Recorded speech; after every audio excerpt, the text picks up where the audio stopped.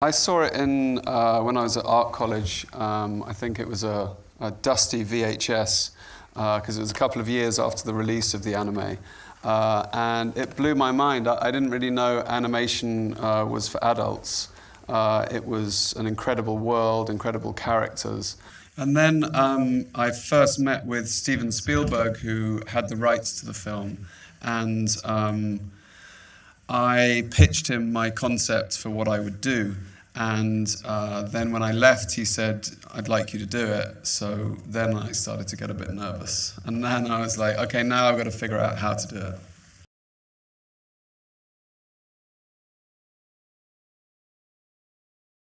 I told him that I wanted to be true to I wanted to be part of the legacy of the anime. I felt that the direction that they were heading was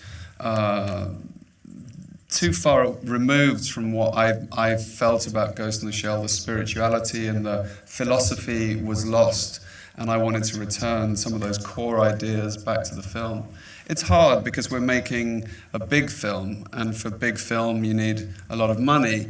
And a lot of money you need dumb ideas, and we try to be clever and have the scale, which is difficult.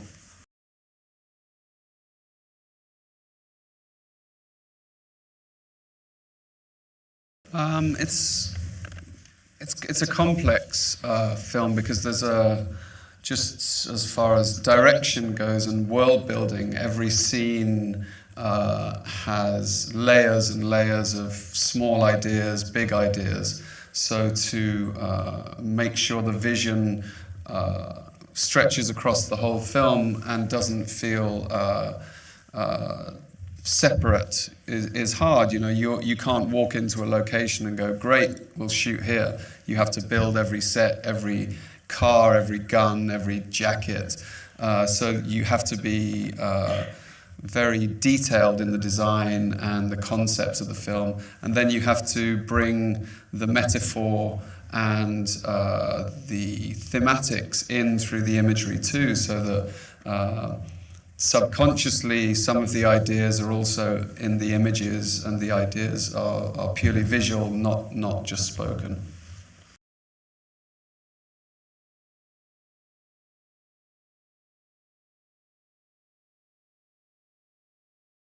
I think, you know, I made commercials for 15 years before Snow White and the Huntsman, so I wasn't in a Starbucks in Hollywood and Mr. Spielberg tapped me on the shoulder and went, oh, I bet you could do Ghost in the Shell. So, you know, a lot of these things comes out of meetings too. You know, I think he really liked the film. He'd seen stuff I'd done for Halo, the video game that he really liked. And so we had a dialogue previously. And, you know, I presented, the first thing I did when I had that first meeting is I made a graphic novel with 100 pages of images from Standalone Complex, Innocence, and Ghost in the Shell. And I wrote a graphic novel, really, and said this would be my story, and this is, you know, some of the ideas that I felt were strong to the film that should remain in there.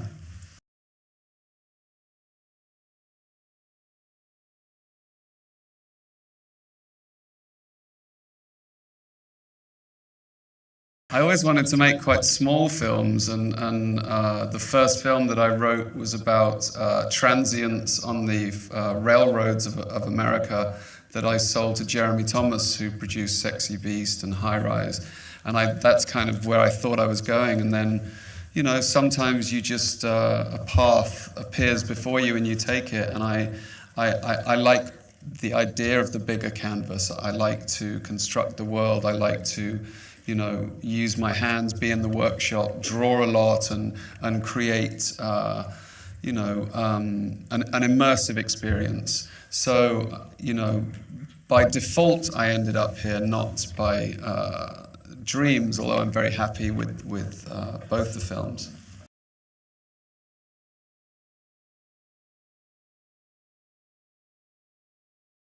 I actually met, I went to St. Martin's School of Art, but I didn't study cinema at all, so it wasn't really where I was heading.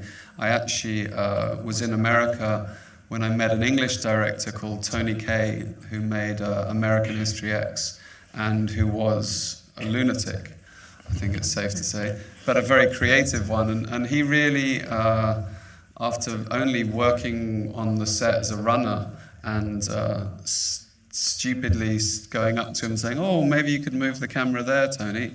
And he looked at me kind of weird and, "All right." And we kind of developed this strange relationship. And then after that job, he said, "You should be a director." And that was really the start of the journey.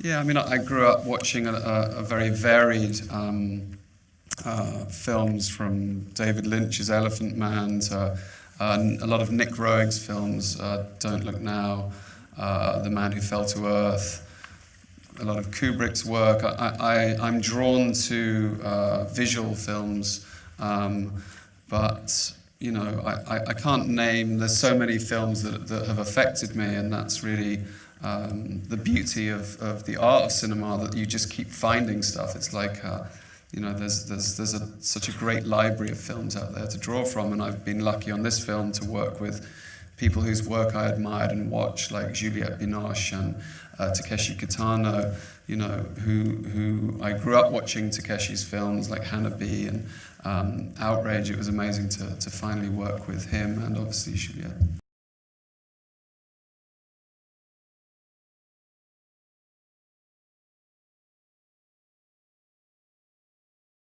I mean, I work with people who I've worked with for many years. Jess Hall, my director of photography, we went to art college together. My editor I've worked with for 20 years.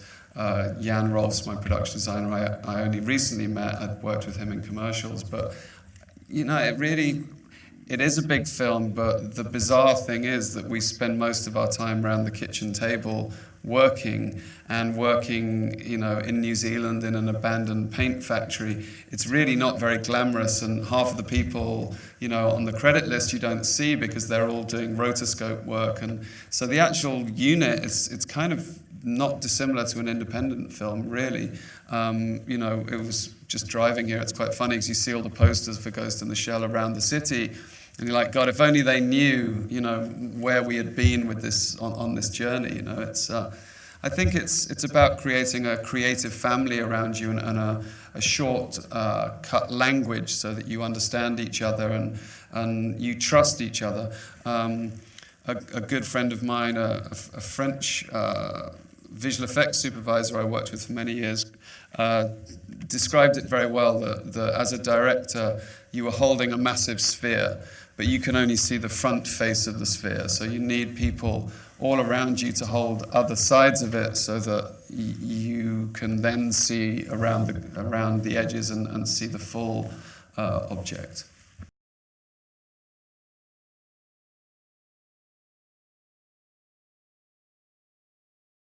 I think your vision is in every facet of the film.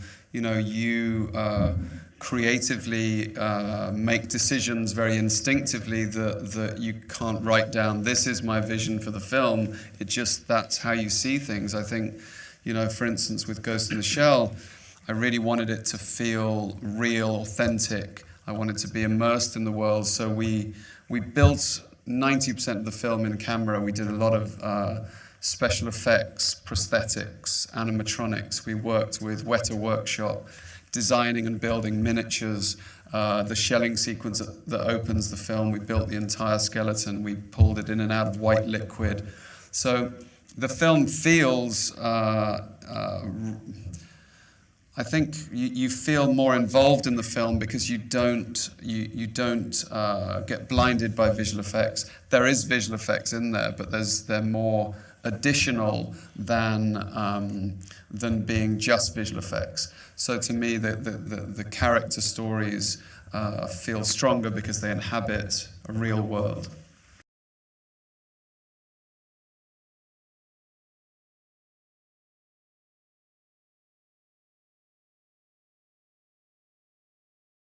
I definitely like drowning people in white liquid. It's interesting. I hadn't actually thought about the connections, but someone said today actually that Juliette Binoche and Major was kind of similar. You've got two kind of strong female leads.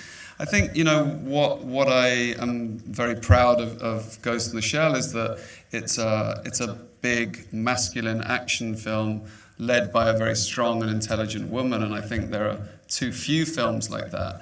And I think Scarlett delivers a performance that is really compelling.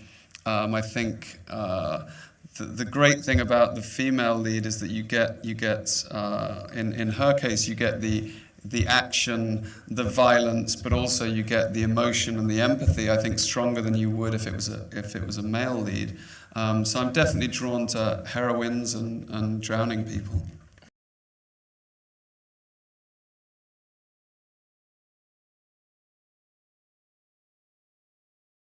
I'm very interested in how previously the landscape has evolved us as humans. You know, we developed the way we are because of how we lived and where we lived. And now going forward, we have the opportunity to evolve ourselves. And I think we're on a cusp where technologies are being developed that really there's no kind of foresight control. People aren't marshalling, they aren't regulating how AIs are developed. I was talking to someone about self-driving cars where the system software in a car crash will sacrifice the life of its owner to save hitting a car that has 5 people in it. Or in a car crash with an older person and a younger person, the younger person would survive. Therefore, I'd imagine there's also if you're in a Porsche or a Volkswagen old bug, you know, then you're going to get killed and the BMW will survive because you're more wealthy. So there's definitely, you know, there's a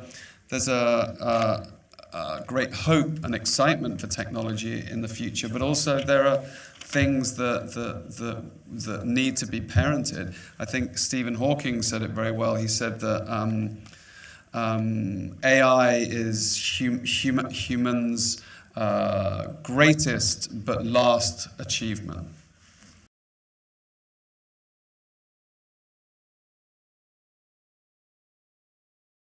I think she is very much the embodiment of cyberpunk. I think some of the films that she's made really defined that generation, from Lost in Translation to Under the Skin to Lucy to Her. She really feels to me like she has that edge. She's also an incredibly strong actress. She's very powerful in flight, in action, but also she's incredibly emotional, empathetic, emotive. This performance is very difficult because she can't use her body like an actor has loads of tics they can use. They can smoke, they can eat an apple, they can hold a walking stick. She can do nothing. So everything has to come from within. And that's a very hard thing to pull off for an actor. And I think she does it amazingly well with seeing so much conflict beneath her, but not acting it so much through her body. She was really restrained in her performance, but I think she delivered something very exceptional.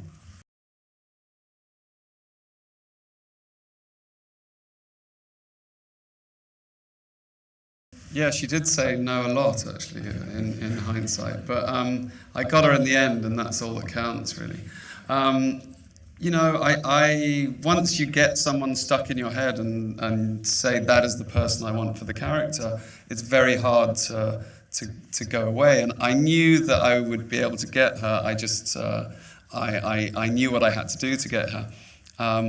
She really helped bring a heart to the film in that character that wasn't there before. Originally, it was written as a man, but I felt it was more important that the birth of the Major, the scientific birth, should be a maternal figure. And I didn't want to cast, you know, there's always a list of, oh, these are the people you must cast. and I really wanted to work with someone who I admired greatly, and Juliette I just felt was unique, and she hadn't done this kind of film that much, and that's why I relentlessly chased her.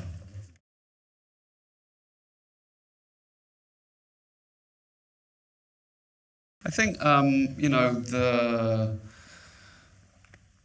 the film, like you say, firstly, thank you. The film, like you say, it's not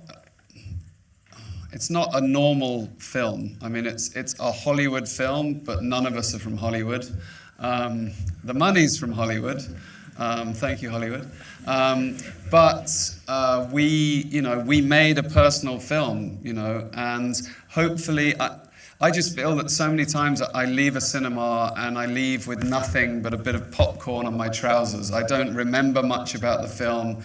I was distracted by amazing visual effects, but I just don't feel anything. And I was hoping with Ghost in the Shell that you would leave, I don't see why emotional films and films that are spectacular looking should be separate.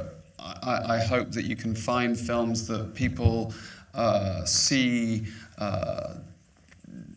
take things from differently, but I just want to leave, Ghost in the Shell, when I first saw it, really haunted me. There's images, ideas stayed with me, and I hope that we have been successful in continuing that kind of legacy, I guess.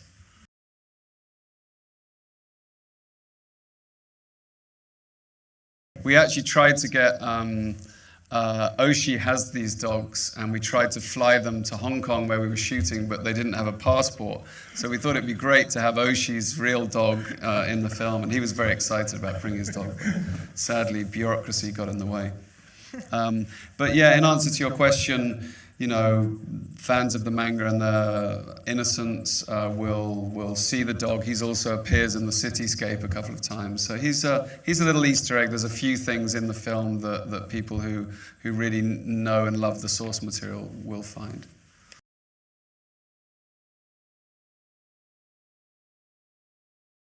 Well, I only finished the film on Friday last week, so I haven't been congratulating myself on my cleverness this week. I've been talking about the film to people, but I don't know. I think the cleverest thing I've done on the film is to hire clever people around me who help me achieve a very complicated vision.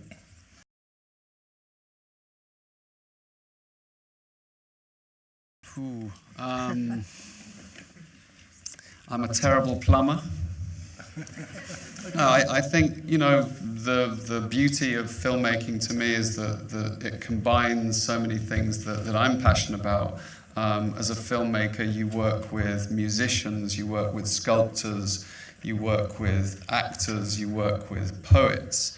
I guess I was scared of choosing one art form, so I chose one that had everything, and I've been very lucky. I've traveled the world, I've worked with people all across the world, very talented. I've been up glaciers, I've been down sewers, I've been in aircraft, I've been dangling out of helicopters. It's an incredibly fortunate position. And I think, really the collaboration is what I like. I mean, they call us the circus, we travel together, we live out of suitcases, we move from project to project. And actually my first AD didn't have a house until he was 41, because he'd just go from film to the airport, film to the airport. So it's a traveling life, but it's a wonderful life, and I'm very lucky to have landed here.